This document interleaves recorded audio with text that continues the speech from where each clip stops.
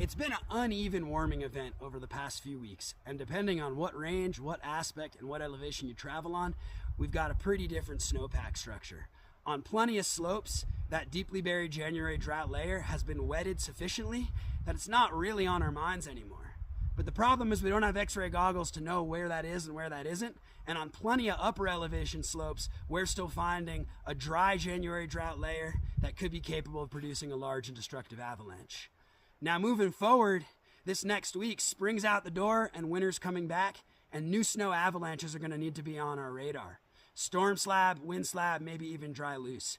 And while you're unlikely to trigger an avalanche on the January drought layer yourself, an avalanche in that new snow could be precisely the shock load that that layer needs to rip out a many feet deep, 1,000-foot wide slide.